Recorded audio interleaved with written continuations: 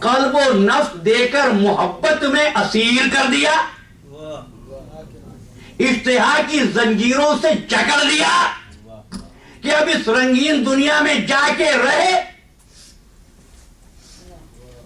ان چیزوں سے متصل ہو، ان چیزوں سے رابطہ کرتا ہوا اگر ہم کو تلاش کرتا ہوا پھر ہمارے پاس آ گیا۔ محمد والے محمد بلندتر صلوات۔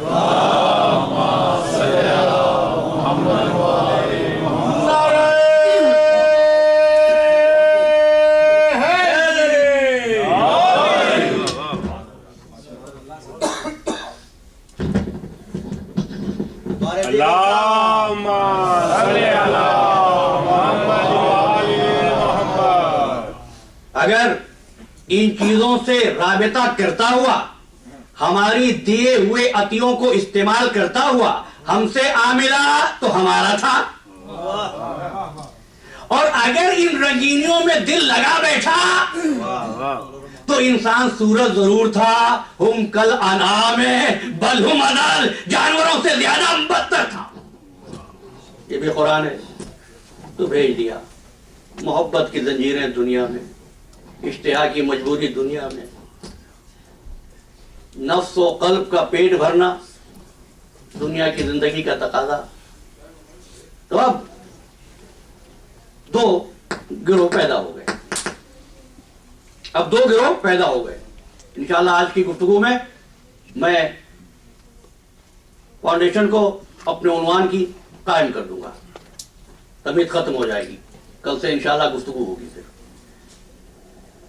دو گروہ پیدا ہوئے، ایک گروہ جس نے دنیا کی رنگینی کو دیکھا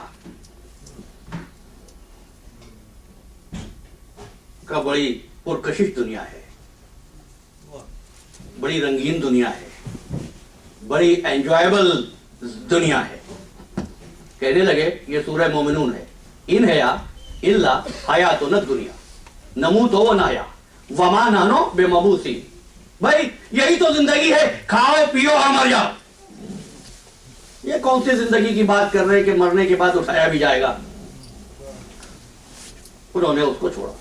دوسرے طبقے نے کیا کیا؟ دوسرے طبقے نے کہا کیونکہ دنیا ہماری نہیں ہے لہذا اچھے کپڑے پہننے کی ضرورت نہیں، لباس چھوٹا ہونے لگا ہے نا، اپنے آپ کو بنانے سنوارنے کی ضرورت نہیں، زلفیں بڑھنے لگی۔ بھائی قبر میں تو جانا ہے، مکان تنگ ہونے لگا۔ بھائی ایک دن تو مر جانا ہے، کھانے کی کیا ضرورت؟ پہلے طبقے سے چلی لگژری لائف، دوسرے طبقے سے چلی رہبانیت۔ بے خالق نے آواز دی، دونوں غلط۔ ایسا نہیں ہے کہ ہمارے پاس آنا ہے تو بیوی بچوں کی کیا ضرورت، رشتہ داروں کی کیا ضرورت، دوستوں کی کیا ضرورت کا نہیں، ہم یہ نہیں چاہتے ہیں۔ ہم چاہتے ہیں نہ رزق کم ہو، نہ مکان تنگ ہو، نہ لباس اترے، نہ رشتے ٹوٹے، ان کا بھی رہے ہمارا بھی رہے۔ انہوں سے نکالنا چاہوں گا۔ مسلمان کون؟ جس کو آخرت کی فکر ہو۔ نہیں، وہ مسلمان نہیں ہوتا۔ مسلمان کون؟ جس کو آخرت کی فکر ہو۔ اگر تمہاری دعا ربنا آتنا فی الآخرت حسنہ پر رک جاتی تو میں یہ بات مان لیتا۔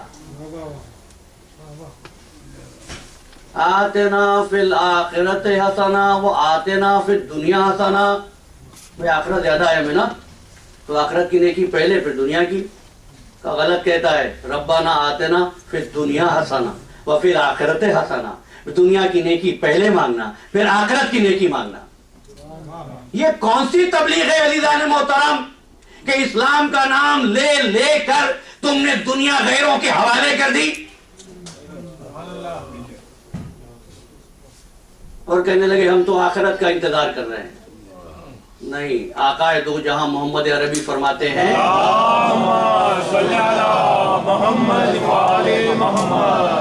الدنیا مزرعۃ الآخرہ، دنیا آخرت کی کھیتی ہے۔ آپ سمجھے نا, دنیا آخرت کی کھیتی ہے. کھیتی میں فصل جبھی تیار ہوتی ہے جب بیج ڈالا جائے. تو عزیزو, ملت اسلامیہ اگر چاہتی ہے کہ انسانیت کی سربلندی اور ارجمندی کے ساتھ زندگی گزارے تو تقاضا یہ ہے نہ دنیا چھوٹے نہ آخرت کا خیال میں ہے وہ. کل کی گفتگو تھی اور کل میں نے ایک بات کہہ دی تھی اور آج پھر کہہ رہا ہوں عزیزو کہ اور فکر سے کام لینے کی ضرورت ہے. خلق لکم ما فی الارض جمیعا, یہ زمین تمہاری ہے, یہ زمین تمہارے لیے بنی ہے. اس زمین کی تہوں میں دولت چھپی ہے, جو نکالے اس کی ہے. اگر یہ سمجھتے ہو کہ کلمہ پڑھنے کے بعد تمہارا حق ہے کہ پروردگار وہ معدنیات اسلامی مملکتوں کے سربراہوں کے حوالے کر دے, تو ایسا نہیں ہوگا. ابھی عرض کرتا ہوں کیوں نہیں ہوگا. اس لیے کہ اس دنیا میں دو قانون چل رہے ہیں. دنیا کا دامن نہ چھوٹے, آخرت کا خیال رہے. ربنا آتنا فی الدنیا حسنۃ وفی الآخرۃ حسنۃ وقنا عذاب النار. الدنیا مزرعۃ الآخرہ, آخرت دنیا کے تسلسل کا نام ہے. جس کی قسمت میں دنیا میں ذلت ہے نا, بھائی جملہ تلخ لگ جائے ہو جائے گا لیکن مجھے کہنا ہے, جس کی قسمت میں دنیا میں ذلت ہے وہ کس سرخ روئی کی امید رکھتا ہے. میرا جملہ تھا, آپ معترض ہو سکتے ہیں. اب آیت پڑھ رہا ہوں. خسرت دنیا والآخرہ وہو الخسران المبین. خسرت دنیا, کچھ لوگوں کی بات کی قدرت ہے. قرآن کی ایک خوبی ہے, ایک اعجاز ہے. لوگ تو سوال کرتے نا قرآن نے نام کیوں نہیں لیا. بھائی نام لے لیتا تو بڑی مشکل ہو جاتی. اب سر پہ اٹھا کے پھر رہا ہے قرآن اور معلوم نہیں قرآن اسی کی بات کر رہا ہے. کہا خسرت دنیا والآخرہ. مجھے صرف اتنا بتا دو یہ کس کے لیے ہے آیت. خسرت دنیا والآخرہ, دنیا میں بھی گھاٹا آخرت میں بھی گھاٹا. اب تم نہیں کہہ سکتے یہ آیت کفار کے لیے ہے. ان کو دنیا میں کیا گھاٹا ہے. تم کہو گے ان کو آخرت میں گھاٹا ہے. آیت نے ان کی بات نہیں کی جن کو آخرت میں گھاٹا ہے. آیت ان کی بات کر رہی ہے جن کو دنیا میں بھی خطرہ ہے اور آخرت میں بھی خطرہ ہے. یہ وہی قوم ہے جس کے حوالے کی گئی امانت اور اس نے اس امانت کو اللہ کے نعروں میں کھو دیا. حضور تو فرما رہے تھے, فرمایا حکمت مومن کی گمشدہ میراث, جہاں سے ملے اس کو لو. طلب العلم ولو کانا بالسین, علم حاصل کرو خواہ تم کو چین جانا پڑے. خیر گفتگو کسی اور طرف نہ نکل جائے, میں واپس آتا ہوں. تو دنیا بھی رہے آخرت بھی رہے, یہاں تک بات پہنچی.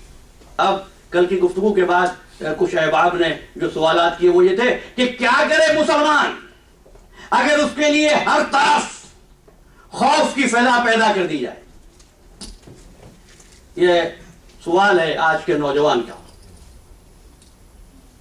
کہ پراپیگنڈا ہو رہا ہے, دہشت گرد قرار دیا جا رہا ہے, کنزرویٹو اور فینیٹک کہا جا رہا ہے, تو مسلمان کیا کرے.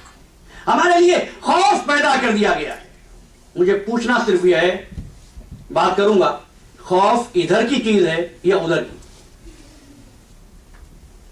تو پھر آئیے, میں نے کچھ دیر پہلے آپ کی خدمت میں عرض کیا کہ انسان ادھر کی مخلوق نہیں ہے, ادھر کی ہے. یہ خوف کدھر کی چیز ہے, ادھر کی یا ادھر کی. تو عزیزو اگر ادھر آنے کے بعد زندگی کے کسی مرحلے پر خوف محسوس ہوا تو خوف ادھر کی چیز. اگر آتے ہی بچہ رونے لگا تو خوف ادھر کا عطیہ نہیں ہے, ادھر کا عطیہ ہے. اس ایک مثال اور دے دیتا ہوں, بات واضح ہو جائے. میں تو چاہ رہا تھا گفتگو فقط انسان تک رہے. بھائی ایک چوزا مرغ بے نوا جو ابھی انڈے سے نکلا ہے, کیا جانے چیل کیا ہوتی ہے, اس کے سامنے بڑے سے بڑا پہاڑ کھڑا کر دیجئے وہ خوفزدہ نہیں ہوتا. بلڈوزر لے جا کے رکھ دیجئے وہ ڈرتا نہیں ہے. بھائی ماں کے ساتھ گھوم رہا ہے, چیل اڑی اور وہ ماں کے پروں میں آ کے چھپ گیا. کیا مطلب ہے کہ پیدائش میں ساتھ لے کے آیا ہے خوف. آپ کا سوال میرے ذہن میں ہے کہ خوف کی فضا مسلمان کے لیے بنا دی گئی. اچھا اگر خوف ادھر کی چیز ہے تو مصیبت ہے یا راحت ہے؟ راحت ہے. پہلی بات یہ سمجھ لیجئے عزیزان محترم, میرے پڑھے لکھے سامعین جو میری خطابت کے ساتھ ساتھ چلتے ہیں اور مجھے گفتگو میں لطف آتا ہے, کہ قدرت نے جو بھی عطیہ انسان کو دیا ہے وہ رحمت ہے, زحمت نہیں. جو خواہشیں تمہارے وجود میں پیدا ہوتی ہیں, خدا کی قسم پوری ذمہ داری سے میں میرے رسول سے بات کر رہا ہوں, جو خواہشیں پیدا ہوتی ہیں ان میں سے کوئی خواہش بےہودہ نہیں ہے. بےہودہ ہوتی تو وہ خلق کیوں کرتا, غلط ہوتی تو وہ دیتا کیوں.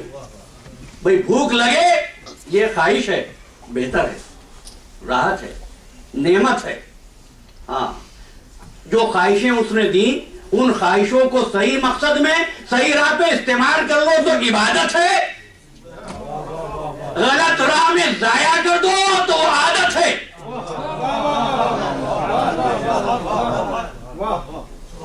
ٹھیک ہے نا. اچھا عزیزو, تو یہ خوف کہاں سے آیا؟ ادھر سے آیا. یہ بھوک پیاس کہاں سے آئی؟ ادھر سے آئی. اب ایک جملہ یاد رکھیے گا آج کی گفتگو میں, اور وہ یہ ہے کہ سب کچھ ادھر کا ہے, فقط عادت ادھر کی ہے. فقط عادت ادھر کی ہے. یہی وجہ ہے کہ صبح کے وقت میں بچے کی آنکھ کھل جاتی ہے, ادھر سے آیا ہے نا. اور ماں نے ایک مدت گزاری ہے ادھر, تو ماں یہ کہہ کے سلا دیتی ہے کہ تیری فطرت نے جگایا اور میری عادت نے بتایا کہ سونے کا وقت ہے. اس سے زیادہ کھل کر کیا بات کروں. تو یہ خوف ادھر سے آیا. اگر خوف مصیبت ہوتا نا تو وہ کیوں دیتا. اب کائنات کی جو سجاوٹ ہے اس کو دیکھ لو. میں نے چند دن پہلے ایک تقریر میں کہا تھا کہ لوگ موت کو زندگی کا دشمن سمجھتے ہیں. موت زندگی کی دشمن نہیں ہوتی, موت زندگی کی محسن ہوتی ہے. یہ جو حیات انسانی کا کارواں ہے نا, یہ موت کی وجہ سے سرگرم عمل رہتا ہے.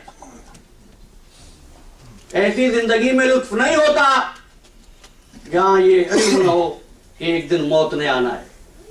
تبھی تو کہنے والے نے کہا تھا ہوس کو ہے نشاط کار کیا کیا, نہ ہو مرنا تو جینے کا مزہ کیا.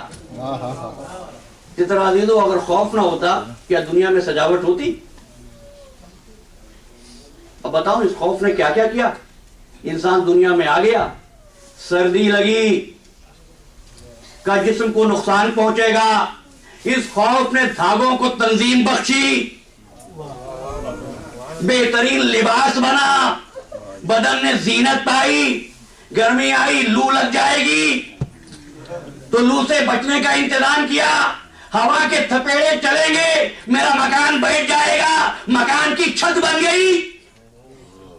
یہ خوف ہے جو دنیا کو سجاتا جا رہا ہے. عزیزان محترم, بھائی بیمار ہو جاؤں گا, میرے بچے کہاں سے کھائیں گے, بچت کا تصور پیدا ہوگا. بھائی جب برف پڑے گی اور زمین چھپ جائے گی برف سے, غذا نہیں ہوگی, اسٹوریج کا تصور پیدا ہوگا. بھائی آج جوان ہوں, محنت کر سکتا ہوں, کل بوڑھا ہو جاؤں گا, ہلنے کے قابل نہ رہوں گا. بچوں کی پرورش کا جذبہ پیدا ہو گیا. یہ کس کی آتی ہے عزیزان گرامی؟ خوف ہے. یہ خوف کہتی ہے. اب یہاں رکتے ہوئے ایک بات کہتا ہوں عزیزان گرامی, بچے کی پرورش کیوں کرتا ہے؟ کہ بڑھاپے میں اولاد کام آئے. بھائی ابھی تو میں بھاگ دوڑ لیتا ہوں، پھر ایک وقت ایسا آئے گا ہل بھی نہ سکوں گا، تو ایسا کرتا ہوں یہ بچوں کی نزاکتوں کو جوانی میں ڈال دوں، تاکہ جب میری جوانی بڑھاپے میں ڈھلے تو بچے کام آئیں. اچھا دیکھیے، اسلام نے تربیت اولاد کا ایک فلسفہ دیا ہے، اور اگر یہ طے کر لیا جائے بوڑھا ہو جاؤں گا تو انشورنس کے پیسے کام میں آئیں گے، تو عزیزو اگر اولاد نہ فرمان ہو تو شکایت نہ کرنا. تم نے قدرت سے جو چاہا تھا وہی تو ملا ہے. میں کیا کروں؟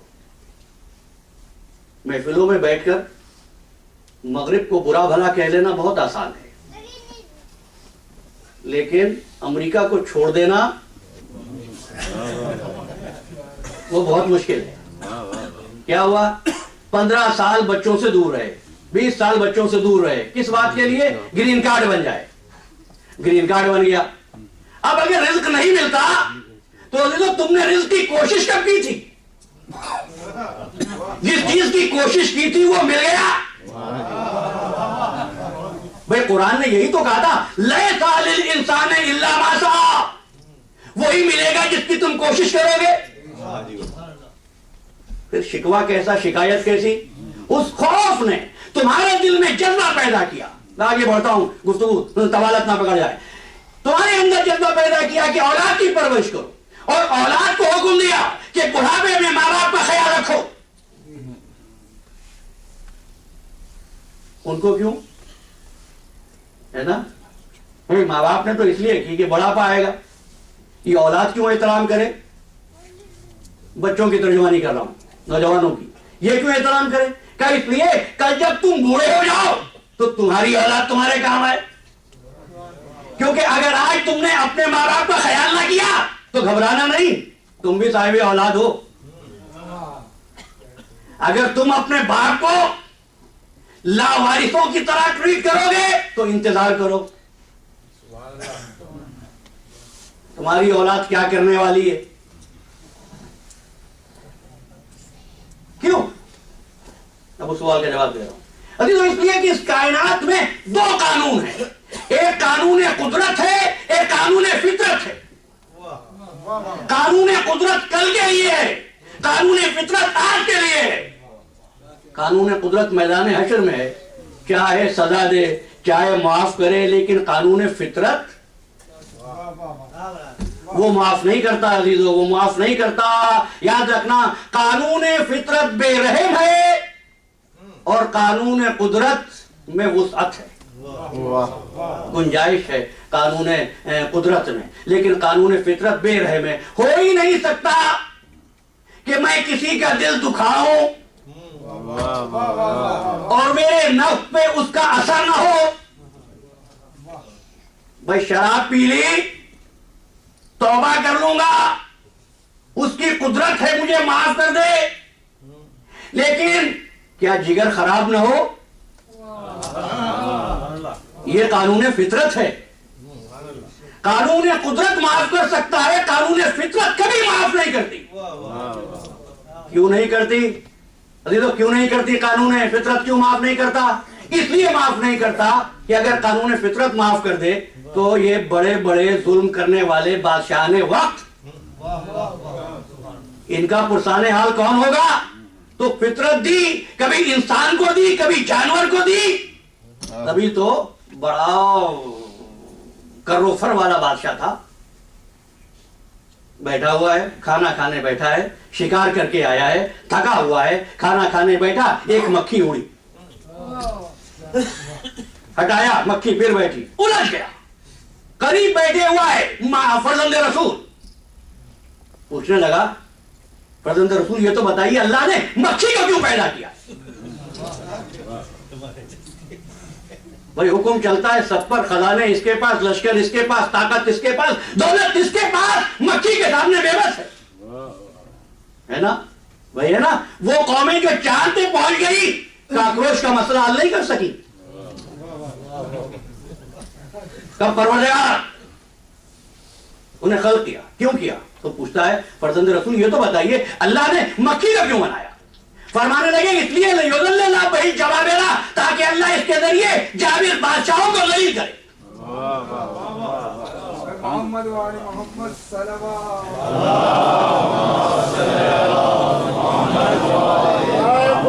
امام زمانہ بلندر صلوات.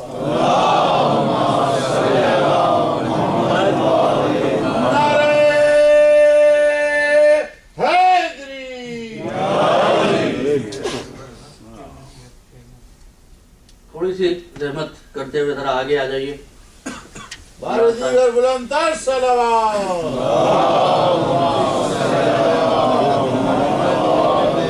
محمد وعلی محمد بلندر صلوات.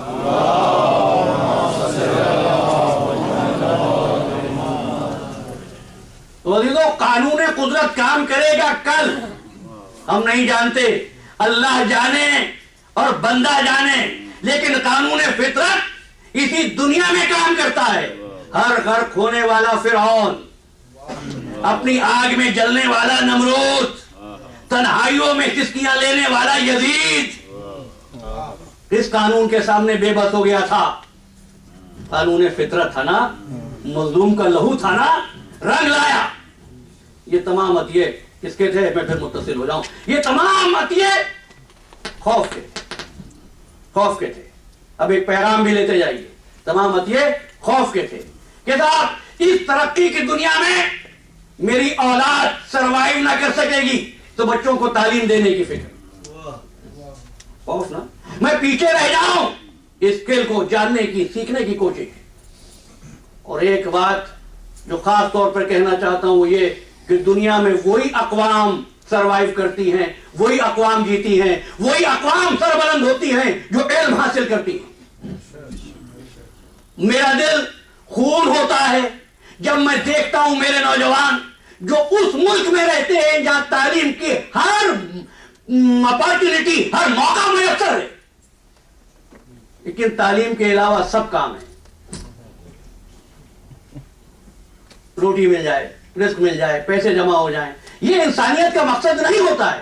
پیٹ تو جانور بھی بھر لیتا ہے. علم حاصل کرو, اس لیے کہ علم آل محمد کی میراث ہے, علم پیغمبر اکرم کی دعا ہے.